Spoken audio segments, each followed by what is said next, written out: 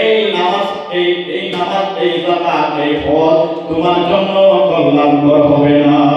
বুঝতে কোনো অসুবিধা হয়েছে? তোমার ইবাদত হবে আল্লাহর জন্য, তুমি নামাজ পড়তে হবে আল্লাহর জন্য। দুনিয়ার মানুষ আমাকে দেখবে আর মানুষ আমাকে নামাজি বলবে, এটা যদি বান্দা তোমার মনের মধ্যে থাকে, কিন্তু এটা তোমার সবরওয়ালা ইবাদত হবে না। এটা এই ইবাদতে তোমার রিয়া হয়ে যাবে, এটা এই নামাজে তোমাকে জাহান্নামে নিয়ে যাবে। এরকম নামাজ জাহান্নামে নিয়ে যাবে। আল্লাহ রাব্বুল আলামিন একজন আলিম সাহেবকে ডাকতে বলবেন হাসরের দিন, হে আলিম সাহেব, তুমি তো দুনিয়ার মধ্যে বড় আলিম হয়েছিলা, মানুষ তোমাকে বড় আলিম বলবে, মানুষ তোমাকে বারবার দিবে, এইটা তো দুনিয়ার মধ্যে তুমি পেয়েছো বলে না, কিন্তু এইটা তোমার সবরওয়ালা ইবাদত নয়, সবরওয়ালা ইবাদত নয়। তোমার এই আলিমের প্রতিদান আমি তোমাকে জমিনের মধ্যে দিয়েছি। তোমার এই ইবাদত, তোমার এই আলিমানা আমার কাছে টাকার দাম নাই, তোমার প্রতিদান দুনিয়ার মধ্যে আমি দিয়েছি, মানুষ তোমাকে দাম দিয়েছে। আজকে তোমার এই ইবাদত আমার কাছে গ্রহণযোগ্য নয়, তোমার এই ইবাদত, তোমার এই আলিমানায় আজকে তোমাকে জাহান্নামে নিয়ে গেল।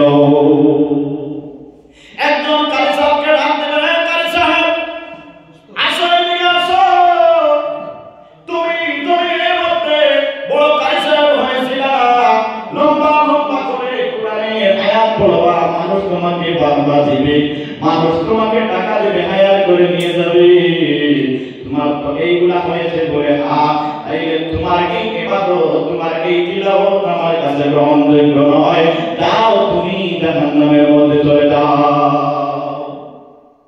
আরেকজন হাজী সাহেবকে ডাক দিবে, বলবে হাজী সাহেব এদিকে আসেন। হাজী সাহেব চলে আসবেন, আল্লাহ বলবে, ও হাজী সাহেব, তুমি তো হজের মধ্যে গিয়েছিলা, তোমার টাকা হয়েছিল, একবারের কাছে তুমি 10 বারের মধ্যে 10 বার চলে গেছো, কিন্তু তোমার মনের মধ্যে আসছিল যে আমি 10 বার হজ করলে মানুষ তোমাকে অনেক দাম দিবে, তোমার এই দামটা জমিনের মধ্যে হয়ে গেছে হাজী সাহেব, কিন্তু আমার কাছে তোমার এই 10 বারের হজের কোনো দাম আমার কাছে নাই। আরেকজন দাতাকে ডাকবেন, যারা বেশি বেশি টাকা সদকা করে, আল্লাহর জন্য করে না, মানুষকে দেখানোর জন্য করে। 1 টাকা যদি সদকা দেয়, তাহলে 10 বার ফেসবুকের মধ্যে আপডেট দেয়। এইরকম যারা সদকা করে, যারা দান করে, এদেরকে ডাকবে, এরা বলবে, ও দাতাকারী, তুমি তো দুনিয়ার মধ্যে অনেক টাকা তুমি সদকা করেছো, কিন্তু আমি তো আল্লাহ, আমি তো অন্তরে জানি, আমার তোমার অন্তরে তো আমি জানি। ও বান্দা, তোমার এই যে নিয়ম ছিল, তোমার এই যে উদ্দেশ্য ছিল, দুনিয়ায় তো তুমি পেয়ে গেছো বলে না, তাইলে তোমার এই সদকার আমার কাছে কোনো দাম নাই, তুমি ওই সদকার কারণে জাহান্নামের মধ্যে চলে যাও। ও বান্দা, এইরকম মনোভাব রাখা যাবে না। আমি লক্ষ লক্ষ কোটি কোটি টাকা আমি বিনিয়োগ করে দিব আল্লাহর ওয়াস্তে, ঠিক না বলুন? আমার মনের মধ্যে থাকবে, দুনিয়ার কোনো মানুষ দেখুক বা না দেখুক আমার কোনো যায় আসে না, আমি আমার আল্লাহর নবীকে রাজি এবং খুশি করার জন্য বর্ণন করতেছি, এইটা হবে সবরওয়ালা ইবাদত। এটা কি?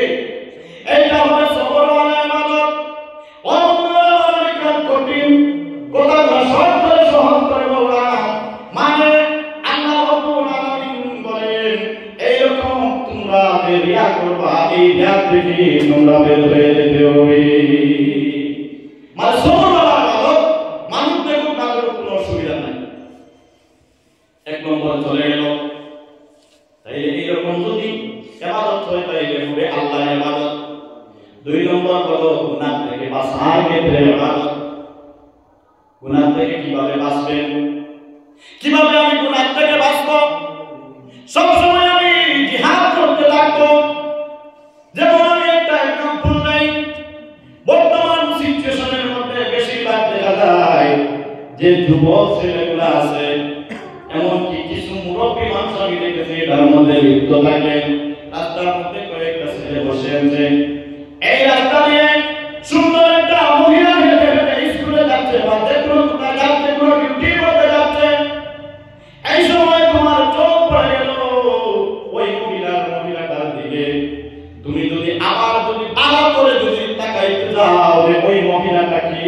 সুন্দর লাগছে, এইভাবে যদি তুমি তাকাও তাহলে হবে এটা তোমার চোখের জিনা। একবার তোমার চোখ পড়ে গেল, এরপরে আপনার কার্যকারী কাজ হলো আপনি সঙ্গে সঙ্গে আস্তাগফিরুল্লাহ ইন্নাল্লাহু গফুরুর রহিম বললেন আল্লাহু আকবার।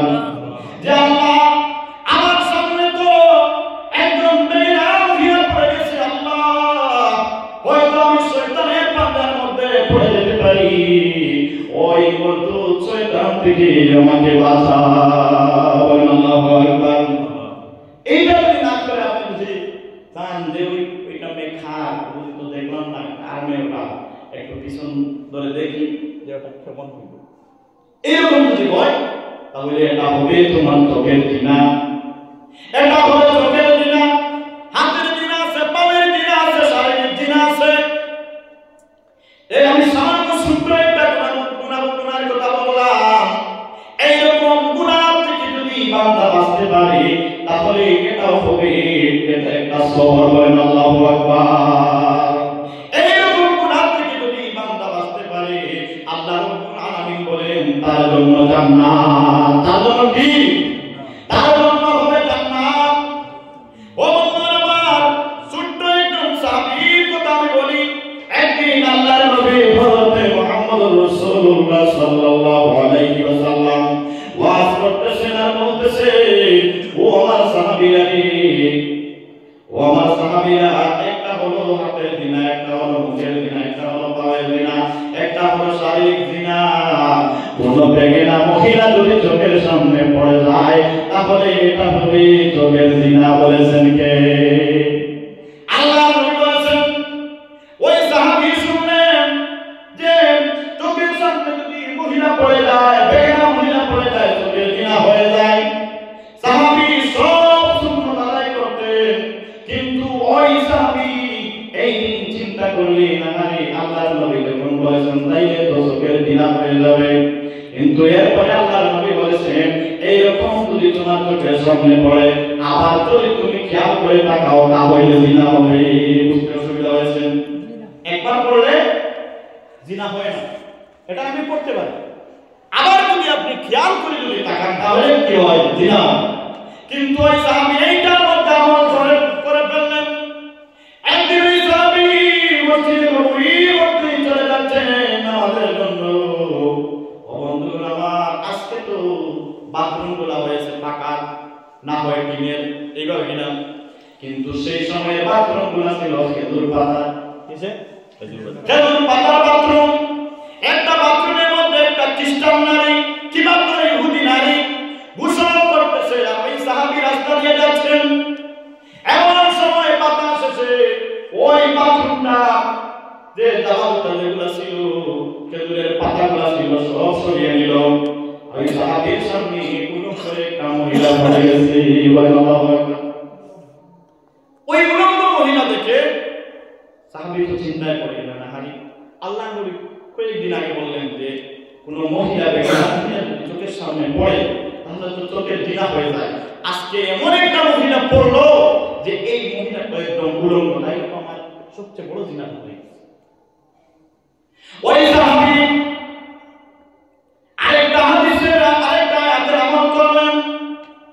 দেখলেন আমার সঙ্গে তো কেউ নাই, আমার সঙ্গে কেউ নাই। আলাম ইয়ালাম বিআন্নাল্লাহা ইয়ারা, যেটা কেউ দেখে না সেটা দেখেন আল্লাহ। আল্লাহু আকবার। আমরা একা একা গুনাহের কাজ করি, আমাদের মনের মধ্যে আসে আমার সঙ্গে তো কেউ নাই, কেউ এই গুনাহটা দেখতেছে না, কিন্তু এই গুনাহটা দেখেন কে? আলাম ইয়ালাম বিআন্নাল্লাহা ইয়ারা, যেটা কেউ দেখে না সেটা দেখেন আল্লাহ। এই আয়াতের দিকে চলে গেলেন, গিয়ে বললেন না না, এটা তো দুনিয়ার কোনো মানুষ দেখলো না, কিন্তু আমার আল্লাহ তো দেখলেন। আমার আল্লাহ যেহেতু দেখে ফেলেছেন, এই খবরটা তো নবীর কাছে দিয়ে দিবি। মাইন্ডটা কিরকম খেলছেন? আমার সঙ্গে কেউ নাই, নবীজি বলছেন জি না, এইদিকে আমার চোখের সামনে পড়লো, আল্লাহ ওহির মাধ্যমে বলে দিলেন নবীজি, আমি ওই নবীর সামনে গিয়ে কিভাবে মুখ দেখাবো? এমন লজ্জায় পড়ে গেলেন, কিভাবে আমি নবীর কাছে যাই?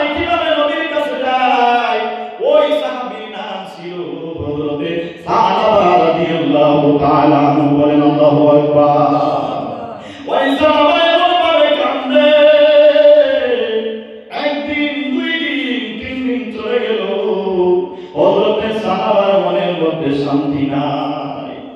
সাহাবা কিভাবে নবীর কাছে চলে যাবেন, কিভাবে নবীর কাছে চলে যাবেন, কিভাবে নবীকে গিয়ে মুখটা দেখাবেন।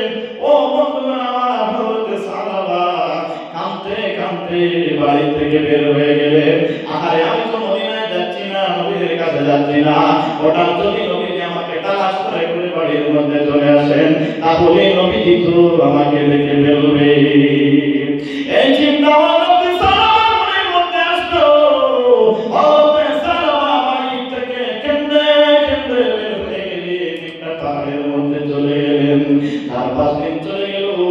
আল্লাহর নবী কিন্তু সাহাবাকে এত ভালোবাসতেন। হযরত সাহাবার বয়স ছিল মাত্র 14 বছর। কয় বছর? 14 বছর। কিন্তু বন্ধুগণ দেখেন, ওই সাহাবা এত মনের মধ্যে এত কষ্ট, হাতে কবরের জন্য এত ভয়, কিন্তু আজকালকে 14 বছরের ছেলেমেয়েরা তারা বলে না, বাড়ি থেকে বের হয়, বের হয়ে বাজারের মধ্যে আসে, রাস্তায় পাবজি মারে। আছে কি না? ও বন্ধুগণ আমার, আজকালকের ছেলেরা, এই যে আমি প্রথমে বলেছিলাম মোবাইল নষ্ট করে ফেলছি, হযরত সাহাবা মসজিদের মধ্যে যায় না, নবী ডাক দেন, সাহাবীরা, ও সাহাবীরা, তোমরা প্রতিদিন আসো, কিন্তু আমার সাহাবা কই? আমার সাহাবা কই? আজকে 4-5 দিন হয়ে গেল আমার সাহাবাকে দেখি না। সাহাবীরা ডাক দেন, বলেন, নবী গো, ইয়া রাসূলুল্লাহ, ইয়া হাবিবাল্লাহ, আপনার সাহাবাকে দেখতে তো আমরা 4-5 দিন থেকে দেখতেছি না, কোথায় গেল? এই সময় সাহাবীদের কাছ থেকে আল্লাহর নবী সংবাদ পাবেন। আল্লাহর নবী কান্না আরম্ভ করলেন আর বললেন, ও আমার সাহাবীরা, তোমরা আমার সাহাবাকে তালাশ করো, তালাশ করো। আমার মনে হয় আমার ছোট্ট সাহাবী সাহাবাকে হয়তো কোনো বিধর্মী মেরে ফেলছি। সাহাবীরা ডাক দিয়ে বলেন, নবী গো, আমরা এক্ষুনি সাহাবার বাড়িতে যাচ্ছি। সাহাবা কোথায়? আমরা আপনাকে খবর দিব। সাহাবার বাড়ির মধ্যে চলে গেলেন, গিয়ে বললেন, ও সাহাবার মা, সাহাবার বাবা, আপনাদের সাহাবা কই? সাহাবা কই? সাহাবার মা বলেন, ও নবীর সাহাবীরা রে, আমার সাহাবা তো বের হয়ে গিয়েছিল নবীর কাছে, কিন্তু আমার সাহাবা তো আমরা জানি নবীর কাছে। এরকম হয় কি হয় না? ছেলেটা সকালবেলায় বের হলো স্কুলে কিংবা মাদ্রাসায়। আপনি জানেন ছেলে গেছে মাদ্রাসায়, ছেলেটা গেল অন্যদিকে, স্কুলের মাস্টার জানে ছেলেটা হয়তো বাড়ি। এরকম হয় কিনা? এইরকম তো 4-5 দিন হয়ে গেল। মা বাবা ভাবতেছেন নবীর কাছে, আর নবীজি ভাবতেছেন সাহাবা বাড়িতে আছে, হয়তো কোনো অসুস্থ। এইরকম চলে গেছে। সাহাবার মা বাবা পাগল হয়ে গেছে, এইদিকে নবীজি পাগল, সাহাবা হযরত মুহাম্মদুর রাসূলুল্লাহ সাল্লাল্লাহু আলাইহি ওয়াসাল্লাম হযরত ওমর আলীকে ডাক দেয়া বলেন, ওমর রে, ও আলী রে, আমার ছোট্ট সাহাবাকে আমি তো ভালোবাসি। এই সময় হযরত সাহাবীদের মধ্যে সবচেয়ে ছোট ছিলেন, বলেন আল্লাহু আকবার। আমার ছোট্ট সাহাবী সাহাবাকে হয়তো কাফেররা মেরে ফেলছে রে, তোমরা একটু তালাশ করো, আর আমার সাহাবাকে আমার কাছে এনে দাও, বলেন আল্লাহু আকবার। লা ইলাহা ইল্লাল্লাহ, লা ইলাহা ইল্লাল্লাহ, লা ইলাহা